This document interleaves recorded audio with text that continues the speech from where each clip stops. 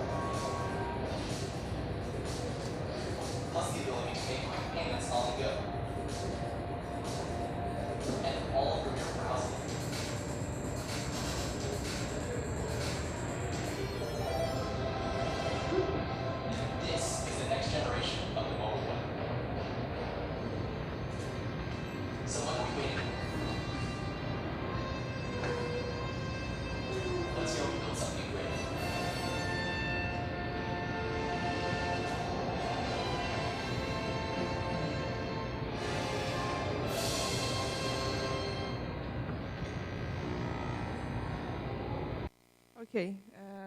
Eu realmente queria mostrar aquilo. Eu estava assistindo o Chrome Dev Summit e, meio no meu trabalho, eu fiquei me segurando para não me levantar e bater palma para aquele vídeo quando eles passaram. Mas, vamos lá. O primeiro item, na real, eu tinha que fazer uma pergunta antes. Alguém já construiu algum Progressive Web App? Olha, temos... Legal. E uma das coisas, ano passado, quando as pessoas começaram a falar de Progressive Web Apps, uma das primeiras palestras foi a do Rob Dodson. E ele falou realmente construindo Progressive Web Apps com Polymer. E a gente seguiu muito essa onda. Eu, esse ano, no começo, dei uma palestra na Campus Party Brasil sobre Progressive Web Apps com Polymer. E criou esse mito, nossa, não, Progressive Web Apps são é uma tecnologia que você faz com Polymer, etc. E, enquanto dizer que é muito justo a gente botar o Polymer nessa caixa, por ele entregar para a gente elementos que oferecem funcionalidades como Service Workers, etc., a gente pode fazer Progressive Web App com qualquer coisa, praticamente. Você pode fazer com Polymer, com React, com Angular, com Ember, se você gosta desse tipo de coisa, com Vanilla, com JavaScript, Vanilla, e etc. Então, o primeiro app, eu vou mostrar alguns apps. O do Google I/O esse ano. Todos os apps que eu vou mostrar aqui, eles têm um report sobre como eles fizeram e etc. Então, se alguém quiser depois ver alguma coisa mais detalhada, está ali. E daí, alguns dos highlights que eles fizeram é que o app web do Google I/O esse ano teve mais engajamento que o aplicativo nativo. Eu estava lá esse ano e eu realmente usei o aplicativo na web porque eu não queria baixar uma coisa no meu celular. Eles enviaram 536 mil notificações para as pessoas. E dessas 536 mil, quase 30% tiveram um rate de conversão bem alto. Ou seja, pessoas realmente clicaram ali e foram ver a notificação que tinha sido enviada. E a First Page, ela ficou 450 milissegundos mais rápida. E cada milissegundo meio que importa, porque a gente está cansado de ver reporte de o usuário vai fechar o teu site se demorar mais de 3 segundos para abrir, etc. Então, é um dado bem interessante. Aqui o web app do Flipkart, que eu acho que é um dos estudos de caso mais conhecidos. O Flipkart é o maior e-commerce da Índia. Então, e a Índia é um mercado emergente, como a gente sabe. Dado é um luxo, celular com espaço de armazenamento para você baixar aqueles 15 mil apps também é outro luxo. Então, para eles é muito importante que a experiência seja acessível, custando menos dados e que você não precise instalar. E foi exatamente isso que eles fizeram. Eles construíram esse Progressive Web App com React. O tempo de loading ele caiu de 3 minutos e meio para 60 segundos. Isso é, 4 vezes menos, quase. Sou de humanas. 3 vezes menos uso de dados. Então, naquele videozinho que eu passei, tem realmente lugares do mundo em que 1 megabyte de dado custa muito caro, sei lá, 5% do salário que uma pessoa recebe. Então, puta, mano, não vou ficar baixando aquele teu app min.js de 2 megabytes. E a taxa de conversão, a partir do load, da tela do ícone do web na home screen, ela subiu para 70%. Então, é uma win-win situation. As pessoas passam mais tempo, as pessoas gastam mais, sem precisar de tanto recurso para fazer isso. E o último use case é do Angular. Eu sinto que as pessoas falam de Angular hoje ou para xingar o Angular 2, ou para dizer que é maravilhoso. Não tem meio termo, né? Mas tem o 5 Miles, que é uma espécie de Craigslist, que tem lá nos Estados Unidos. E eles também decidiram, vamos lançar um Progressive Web App. E eles perceberam que as pessoas gastam 30% mais tempo na página deles, porque eles melhoraram a experiência para fazer com que elas pareçam a experiência do aplicativo. A redução de 50% na taxa de abandono, isso tem a ver com o tempo de load mais rápido. A galera, não vou esperar isso daqui, e fecha a aba. E a taxa de conversão também saindo do ícone direto na home screen é 30% maior. Existem vários outros, mas eu acho que esses 3 estudos de caso mostram para a gente o quanto um Progressive Web App é bom para o usuário e é bom para você como empresa, para o seu produto, de uma maneira comercial. E o segundo é extremamente importante, é que ele seja servido via HTTPS. Você pode fazer todas as mágicas do mundo, você pode fazer com que ele carregue em 10 milissegundos. Mas se ele não for servido via HTTPS, ele não é um Progressive Web App. E isso faz sentido por causa você não consegue registrar um service worker se você não estiver servindo o seu web via HTTPS. E eu vou falar um pouco mais sobre por que service workers são tão importantes. Então,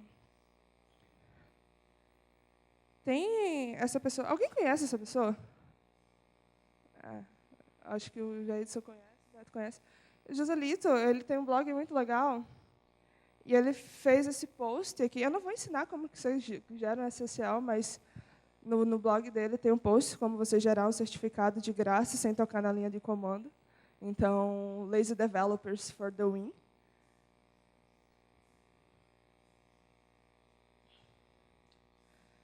Em terceiro lugar, Progressive Web Apps eles são instaláveis. E isso quer dizer muito para engajamento. No celular, a gente é muito acostumado a abrir e pegar abrir e ir direto pelo ícone. É cara, eu não vou abrir o meu Google Chrome para digitar um URL para fazer alguma coisa se eu posso abrir e tocar no ícone e ter ele. Então, a partir do momento em que tu dá o acesso para o teu usuário de ter o ícone do teu web, do teu aplicativo web, na home screen dele, você facilita o trabalho dele. E o usuário é preguiçoso, a gente também é preguiçoso, então vamos todo mundo se ajudar, né? Então, E para fazer isso, você precisa ter um... Dá para enxergar? Top. Um manifesto da W3C. Aqui embaixo está a documentação. Depois eu passo para alguém compartilhar o link. E esse manifesto, quando você inclui, ele tem alguns fields. Ele é um JSON. Você tem o nome do teu aplicativo, o short name, que ele vai ser usado para ser mostrado quando não tem espaço suficiente na tela para o teu nome inteiro. Ícones.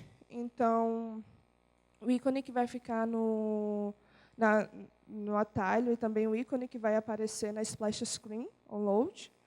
A URL de start, porque se a pessoa adicionar na home screen, se ela está na página /home, /art, /etc, etc, aquele ícone ele vai levar a pessoa para aquela página, e normalmente não é isso que você quer. Você quer que ele acesse a página inicial, por exemplo. E uma coisa que a gente costuma fazer é adicionar uma URL personalizada, tipo /home, home screen, alguma coisa, para ajudar a gente com métricas de analytics. Então, a gente consegue saber de onde vêm as pessoas. Se elas estão vindo daquele ícone na tela delas, ou se elas estão vindo de uma URL.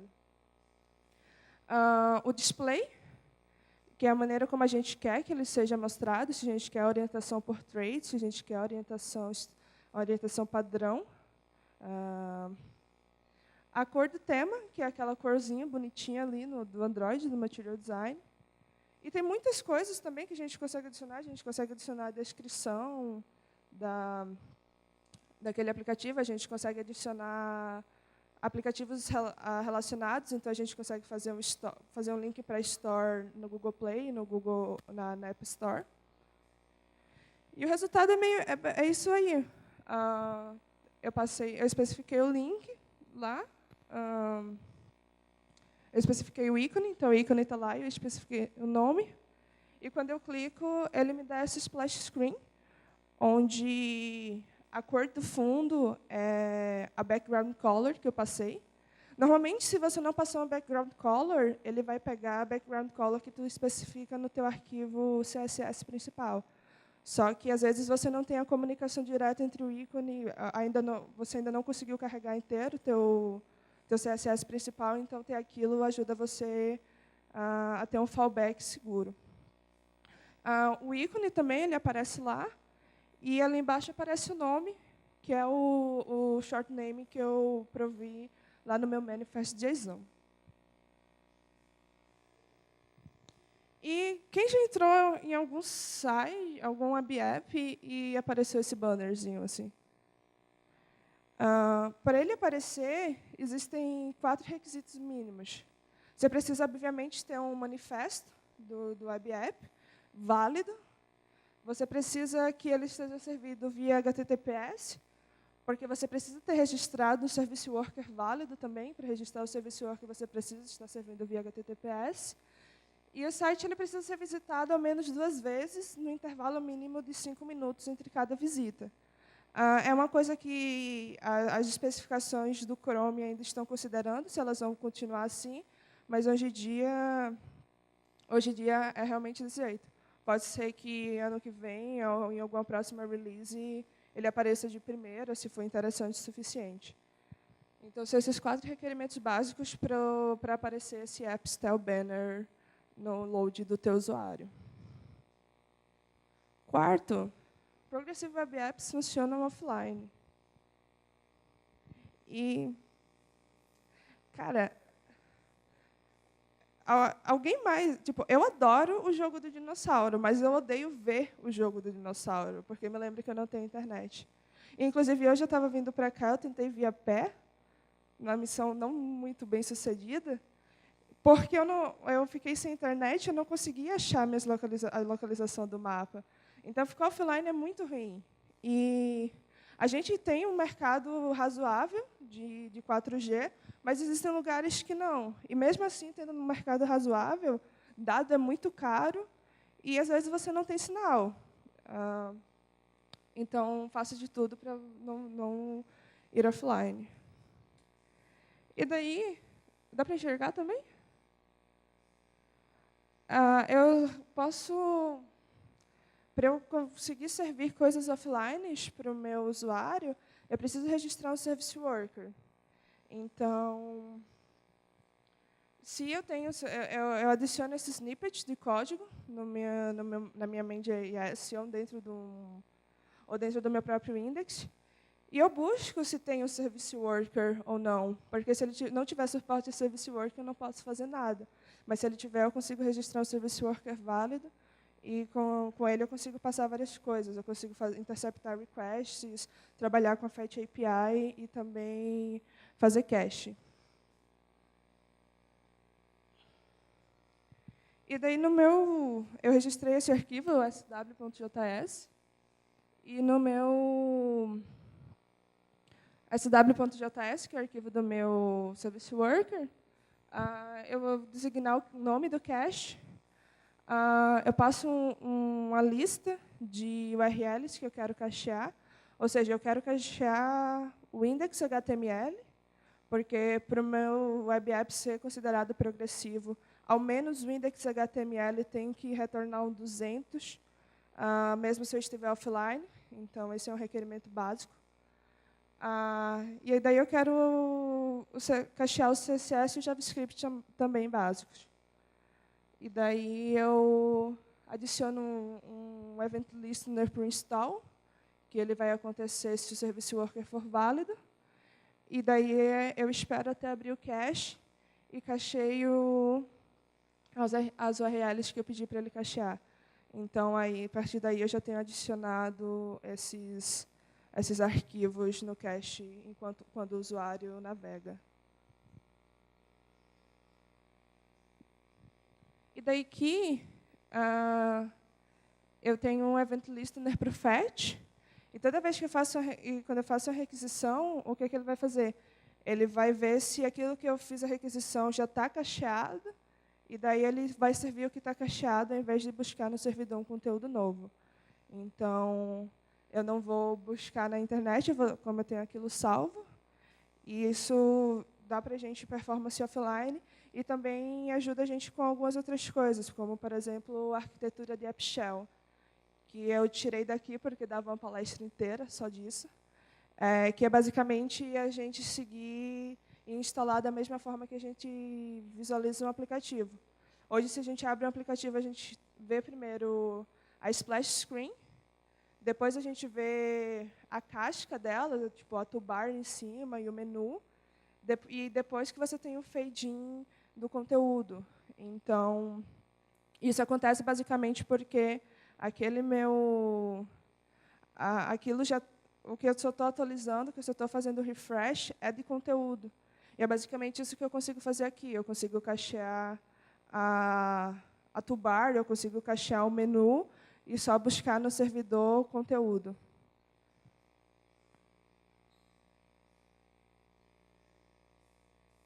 É meio mágico, mas funciona, eu juro. E, em quinto lugar, Progressive Web Apps, eles são altamente engajáveis. O engajamento começa ali, a partir do momento que eu deixo que o meu usuário acesse o meu aplicativo pela home screen dele, mas também porque Progressive Web Apps, opcionalmente, não é obrigatório, se você não tiver push notification, ele vai continuar a ser mas é uma coisa que facilita bastante, é realmente ter push notification. Hoje, muita gente, eu não sei se eu estou falando por todo mundo, só por mim, mas uma das maiores coisas que fazem a gente pegar o celular do bolso é um push. A gente tira o celular do bolso e vai ver aquilo. Então, eu faço com que as pessoas voltem se eu mando uma push notification para elas. E daí, a gente segue basicamente esse flow. Se eu não tenho suporte a service workers, então, infelizmente, eu não posso mandar push. Se eu tiver suporte, a service workers, eu posso não ter suporte a push notification também. Como, por exemplo, o Safari no iOS. Ele suporta um service worker, mas você não pode mandar notificação nele. E daí, ok, se tiver, eu preciso saber se eu tenho permissão para mandar notificação ou não. Afinal, ninguém quer mandar spam. E ver se o push é suportado e se o usuário se subscreveu a esse push notification ou não. Então, lá no meu Service Worker, quando eu registrei ele, eu adicionei aqui um Push Manager em Windows, ou seja, se ele tiver, se o Service Worker for suportado e eu tiver um Push Manager no browser que o meu usuário está acessando, se adiciona um evento, adiciona um listener para o evento em onload, registra o Service Worker, e daí eu adicionei mais duas coisas lá embaixo. Eu passei a resposta do meu callback e chamei uma função chamada Initialize UI, que é basicamente isso daqui. Eu pego um botão, push button, adiciono um listener, um clique, e basicamente tudo que eu faço aqui é gerenciar se a pessoa se inscreveu naquele para receber push notification ou não. Então, se o usuário estiver inscrito, ele vai fazer o enable, dar aquele promptzinho, ele faz o promptzinho, tipo, página tal, quer enviar notificações sim ou não, e você consegue ver se esse usuário quer receber pushes ou não. E daí, no meu Service Worker, eu adiciono um listener para o push. Ali tem um console log, que a gente tira quando vai botar para produção. Às vezes não, às vezes a gente só descobre bem depois. Daqui eu só passei algumas options. Body, preciso passar o corpo daquilo, preciso passar o ícone, preciso passar o badge, para o meu usuário saber quem é que está mandando a notificação para ele. E daí eu espero até ter registrado e chamo Show Notification com o título e as opções que eu especifiquei. E daí eu adiciono mais outra coisa, que é um listener para o Notification Click, que é basicamente como ele vai fazer o handle do on-click daquela notificação. Aqui ele fecha e abre a página que eu especifiquei.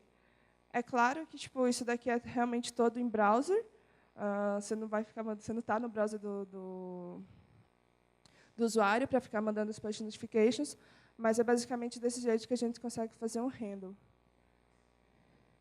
E daí, no seu Service Worker, quem já mexeu no debug de Service Workers do Chrome? Olha só. Yes. E daí, com o Service Worker, ele só vai ser servido via HTTPS e funcionar via localhost. Então, via localhost, eu consigo simular um push, eu consigo simular os updates dele, consigo ver se ele funciona ou não. Então, se eu clicar ali, depois de tudo que eu fiz, eu vou receber essa push aqui, que tem aqui escrito Yay, it works, no body. Yay, it works. Yes. E o sexto, o Microsoft Edge suporta PWAs. Então, era realmente isso, porque eu mudei recentemente para o iOS e eu estou sofrendo muito que eu não consigo adicionar as coisas para minha home screen, não consigo receber push notification. E o Microsoft Edge suporta isso, então foi um momento de questionar as decisões da vida, assim. Tem esse post no Medium, assim, que causou um pouco de furor na época, que esse cara trabalha no Microsoft Edge e fez um post chamado The Progress of Web Apps, e basicamente consta com todos os efforts que o time do Edge está fazendo para suportar Service Workers, para suportar push notifications e todas essas coisas. E last but not least, eles são progressivos. E, tipo,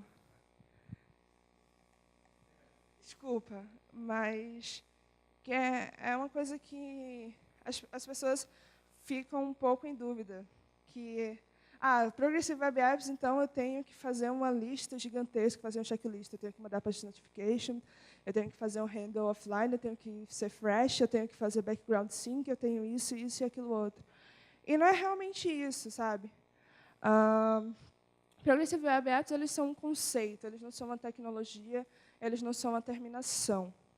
Então, seja qual for o browser que o teu usuário vai usar, o backbone daquilo é realmente ter um conceito progressivo. Se o cara está usando o Chrome no Android 7.1.1 dele, ele vai ter uma experiência imersiva sensacional. Mas se o cara trabalha naquela repartição do serviço público que usa Internet Explorer 10, ele ainda vai ter uma experiência, ele ainda vai conseguir utilizar o teu produto. Porque se trata muito mais de oferecer uma experiência melhor enquanto o usuário constrói uma relação contigo, do que chegar de cara para ele e dar um monte de coisa. Como, por exemplo, eu não quero chegar de cara num site e ele começar a me mandar push notification, aparecer na minha home screen, etc. É sobre realmente construir uma relação e fazer com que o usuário tenha uma experiência melhor a cada acesso.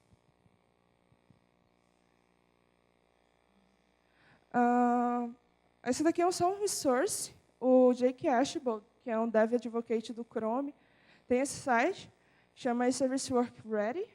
Então, você consegue acompanhar o suporte das plataformas e o desenvolvimento não só dos Service Workers, mas também de outras coisas, como promessas e a Fetch API. E também, um dia, teremos suporte ao ES6, será? E é isso. Obrigada.